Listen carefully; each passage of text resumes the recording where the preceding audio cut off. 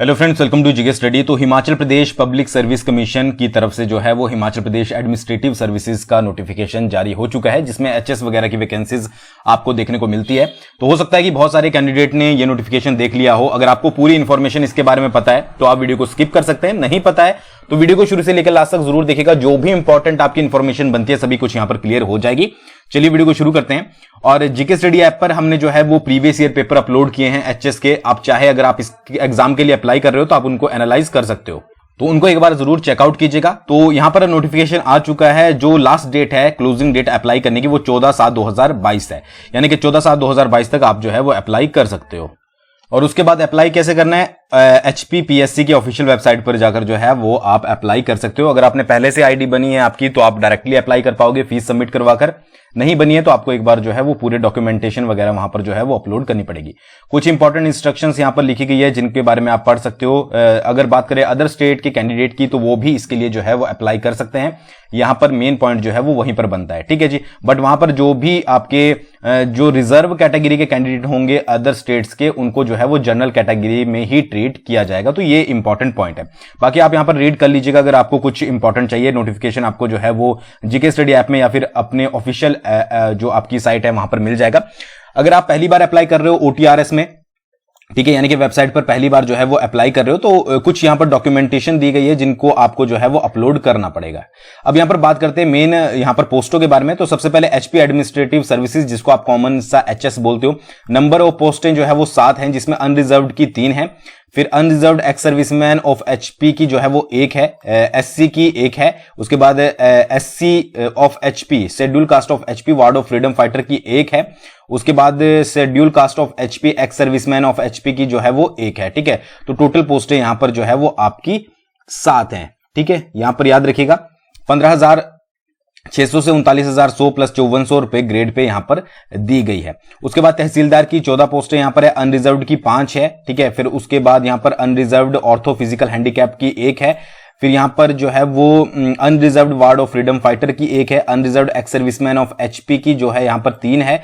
और उसके बाद शेड्यूल कास्ट ऑफ HP की 1 है। फिर OBC ऑफ HP की 1 है। OBC of HP ex serviceman की जो है यहां पर 1 है। और उसके बाद इकोनॉमिकल वीकर सेक्शन की जो है वो यहां पर 1 है। 10,300 से 34,800 प्लस 5,000 ग्रेड पे जो है वो यहां पर दी गई है, ठीक है जी। ब्लॉक डेवलपमेंट ऑफिसर 5 पोस्ट है, उसकी निकली है। यहां पर आप देख सकते हैं कौन कौन से सेक्शन में निकली है।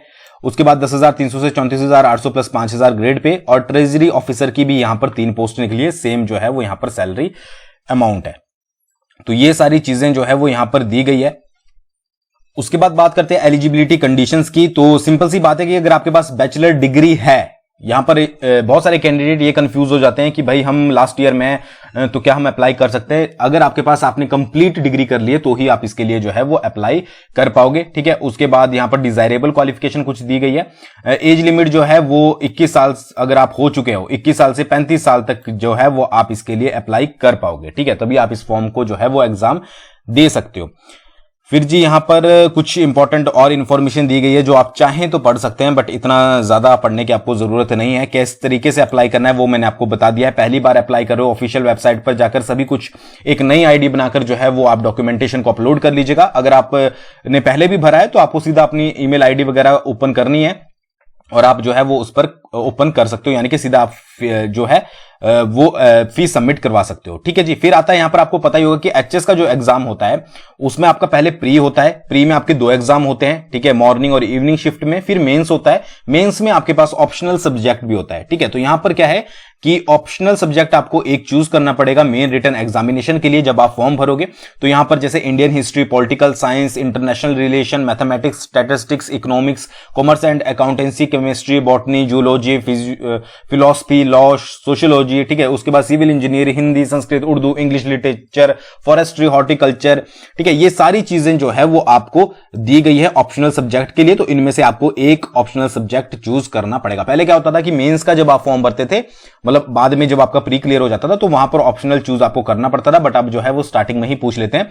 तो अच्छे से चूज करके जो है वो अपना देख लीजिएगा किस फील्ड में आपका हाथ अच्छा है, वहां पर जो है वो आप अप्लाई कर सकते हो। बाद में आपके ऑप्शनल सब्जेक्ट में कोई भी चेंज नहीं होगा, तो इसलिए सोच समझकर भरें।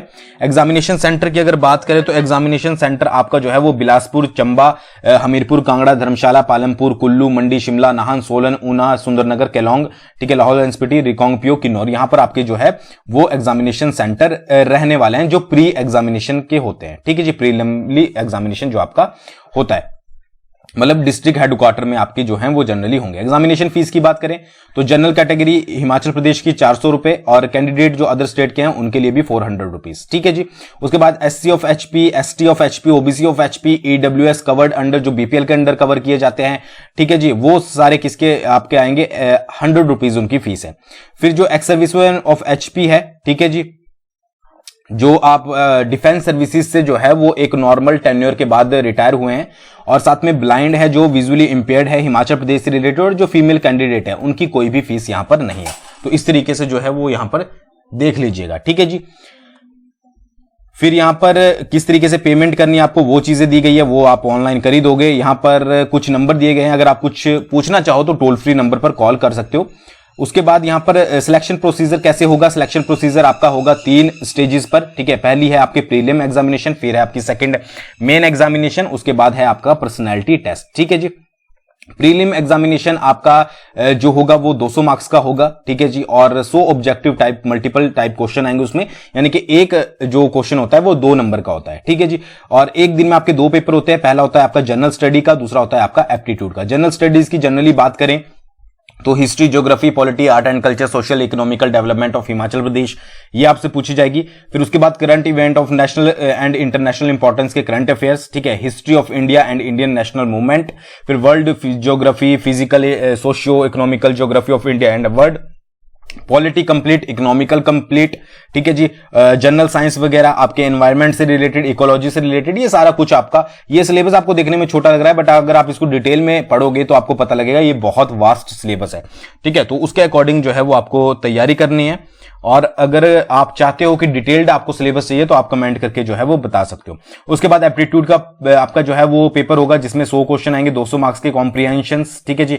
फिर आपकी कम्युनिकेशन स्किल से रिलेटेड कुछ क्वेश्चन, एनालिटिकल एबिलिटी आपकी कितनी है, ठीक है, लॉजिकल रीजनिंग आपकी कितनी है, डिसीजन मेकिंग आपका कितना स्ट्रांग है, प्रॉब्लम सॉल्विंग आप किस तरीके का, वो सारे रिलेटेड क्वेश्चन जो है वो आपसे पूछे जाएंगे। उसके बाद आपके पास डाटा इंटरप्रिटेशन के जो चार्ट्स होते हैं, ग्राफ्स होते हैं, टेबल्स होते हैं, जिसमें आपकी रेशो होगी, आपकी परसेंटेज होगी, ये सारे क्लास 10th लेवल के आपसे जो है वो पूछे जाते हैं। ठीक है जी।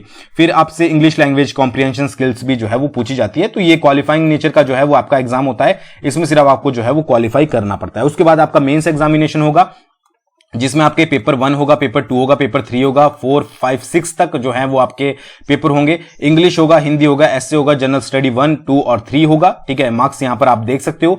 उसके बाद आपका जो ऑप्शनल सब्जेक्ट आपने चूज किया है, फॉर एग्जांपल इंडियन हिस्ट्री, तो 2 पेपर उसके होंगे, ठीक है जी, जो 100 नंबर के होंगे। तो इस तरीके से जो है वो आपको पूरा होने वाला है। और उसके बाद आपका इंटरव्यू होता है 150 मार्क्स का, और अगर आप पूरी स्टेजेस को जो है वो अच्छे से कर लेते हो तो आप जो है वो सिलेक्ट हो जाते हो। ठीक है, तो ये चीजें हैं सारी। बाकी ज्यादा इंफॉर्मेशन के लिए आप अगर खुद से रीड करना चाहते हो, वैसे रीड करने की जरूरत नहीं है, तो आप इसको रीड कर सकते हो। बाकी कमेंट करके बताइएगा आपको डिटेल में सिलेबस चाहिए कि नहीं चाहिए। तो थैंक्स फॉर वॉचिंग, बहुत जल्दी मिलेंगे नेक्स्ट वीडियो के साथ।